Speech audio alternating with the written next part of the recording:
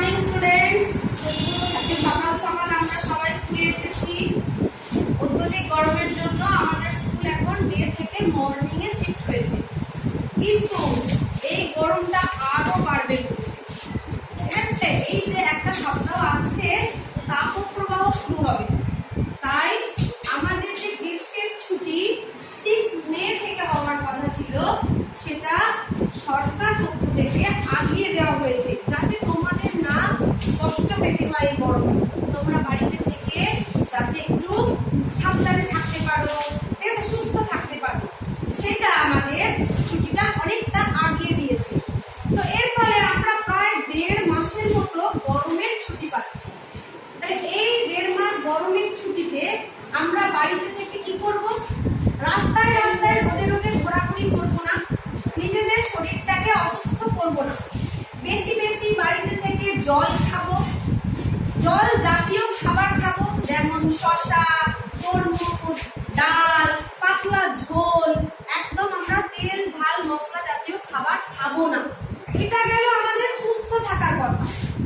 এরপর আমরা বাড়িতে থাকে আমাদের ব্রেন তো খুব খারাপ খারাপ কাজ করার জন্যই আগে এগিয়ে যায়, সেই কাজগুলো আমরা করবো না, যেমন সারাদিন বাড়িতে বসে বসে কার্টুন দেখবো না, টিভি দেখবো না, মোবাইল ফোনেতে গেম খেলা বা রিলস দেখা, সারাদিন ওই সব কাজে নিজেদেরকে ব্যস্ত রাখবো না।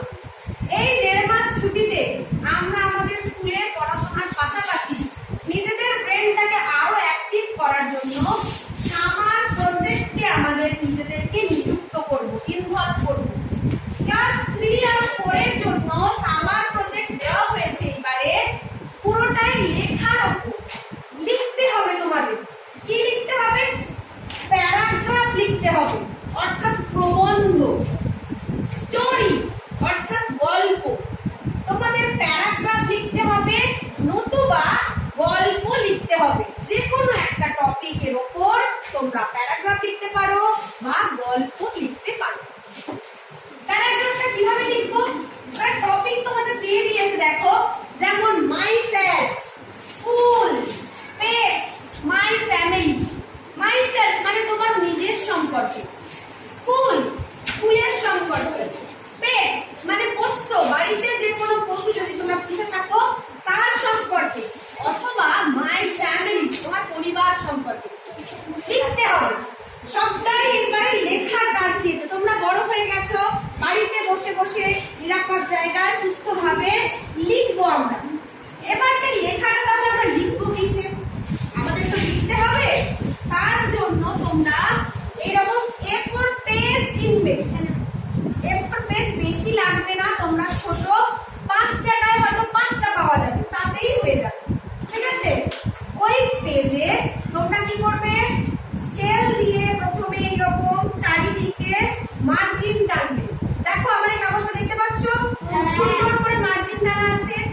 এই মার্জিনের পর এইরকম ওপরটাতে তুমি যে টপিকের উপর লিখছো, ধরো কেউ লিখলে মাই সেলফ, তাহলে হেডিং করবে summer project on my self. বোঝা গেছে? কেউ যদি স্কুল সম্পর্কে লেখো তাহলে বড় বড় করে লিখবে summer project on my school, summer project on pet, summer project on my family. যে কোনো একটা টপিক সম্পর্কে তোমাদের লিখতে হবে। তার মানে এই নয় যে সবাই 4টে টপিকের উপর লিখবে, যে কোনো একটা টপিকের উপর লিখতে হবে। এবং সেই কাগজটাই লিখলে যেগুলো, সেই প্রজেক্টটা তোমাদের গরমের ছুটি যখন শেষ হবে তার প্রথম 1 সপ্তাহের মধ্যে স্কুলে জমা করতে হবে। তার মধ্যে যেটা বেস্ট হবে সেটাকে আমরা ডিস্ট্রিক্টে পাঠাবো, ঠিক আছে? যেটা সবথেকে ভালো হবে সেটা পাঠানো হবে, যেগুলোর উপর এক্সিবিশন হবে। ওকে, তাহলে তোমরা ভালো করে সুন্দর করে হ্যান্ডরাইটিংটা করবে, ধরে ধরে সুন্দর করে লিখবে, এইরকম ভাবে একটা একটা করে লিখবে। আচ্ছা, এবার কি লিখবে, কিভাবে লিখবে? আমি আগে মাই সেলফ সম্পর্কে বুঝিয়ে দিচ্ছি। তোমাদেরকে দুভাবে লিখতে হবে, একটা ইংরেজিতে লিখতে হবে আর বাংলায় লিখতে হবে, ঠিক আছে? জিনিসটা আমি প্রথমে ইংরেজিটা বুঝিয়ে দিচ্ছি। ধরো মাই সেলফ সম্পর্কে তুমি পড়বে, মাই সেলফ টপিক পড়েছো মাই সেলফ, সেখানে কি করবে? এইরকম ভাবে এখান থেকে স্টার্ট করছো লেখাটা। আমি ইয়াসমিনকে দিয়ে বোঝাচ্ছি, তোমাদের একজন ফ্রেন্ড ইয়াসমিন, তো ও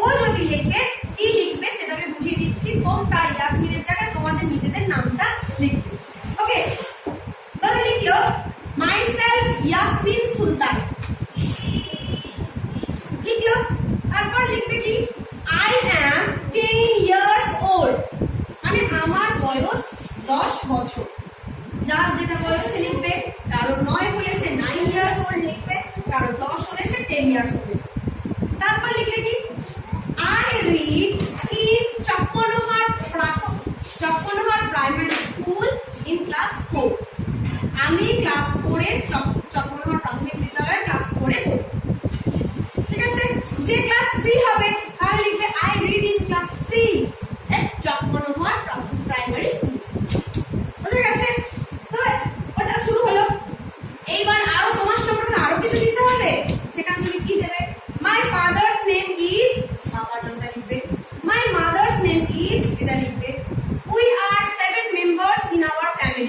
কেউ 7 মেম্বার্স হতে পারো, কেউ 5 মেম্বার্স হতে পারো, যেটা হবে সেটা লিখবে। ঠিক আছে, তারপর এবার তোমার সম্পর্কে হচ্ছে, তো তোমার ফেভারিট কালার কি সেটা তুমি লিখবে। My favourite colour is yellow. কেউ লিখবে পিঙ্ক, কেউ লিখবে হোয়াইট, যার যেটা পছন্দ।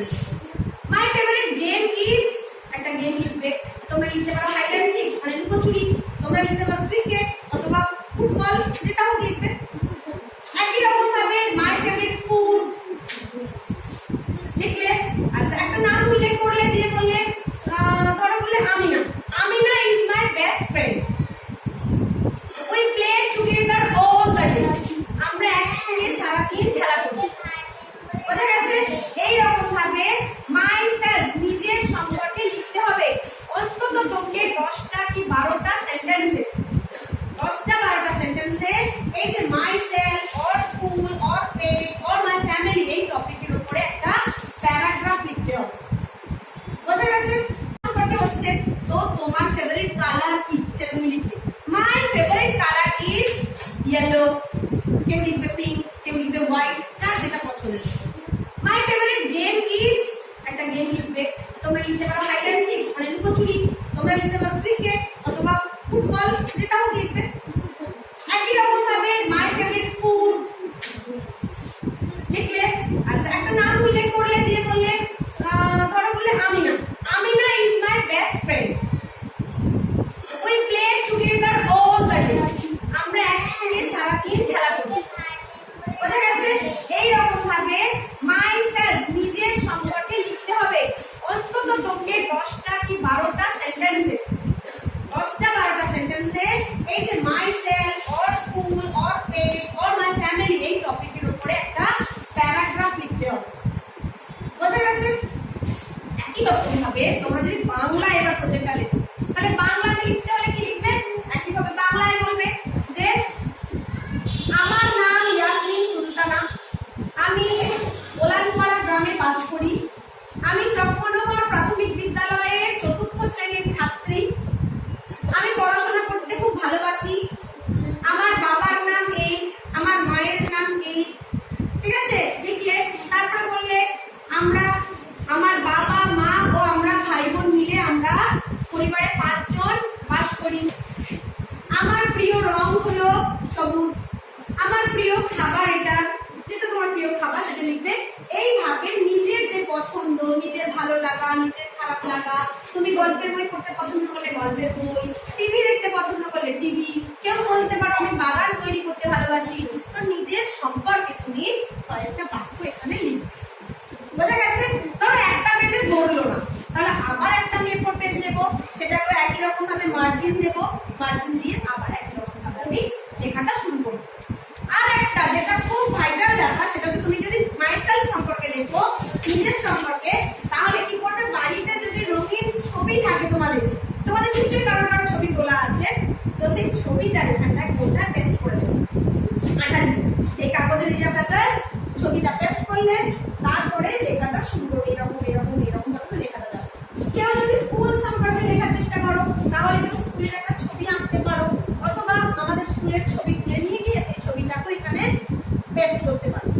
ঠিক আছে, পেস্ট করতে পারো মানে করতে হবে, তবে সেটা আরো সুন্দর দেখতে লাগে প্রজেক্টটা। ওই যে বললাম যে প্রজেক্টটা বেস্ট হবে সেটা আমরা ডিস্ট্রিক্টে পাঠাবো। ঠিক আছে, তো এই তোমাদের কাছে প্রজেক্ট ওয়ার্ক এই ফার্স্ট টাইম যারা তোমাদের দাদা দিদিরা হাই স্কুলে পড়ে, তাদের কাছে প্রজেক্ট শব্দটা খুব কমন একটা ব্যাপার হয়ে গেছে, কারণ তাদের প্রজেক্ট করতে হয়। তো তোমরা তাদের থেকেও হেল্প নেবে। আর প্রথম থেকে শেষ পর্যন্ত বারবার আমরা একই কথা বলছি, এই টোটাল কাজটা করবে তোমরা বড়দের সাহায্য নিয়ে। ঠিক আছে, এই যেমন তোমাদের ছবি আমি কোথায় পাবো?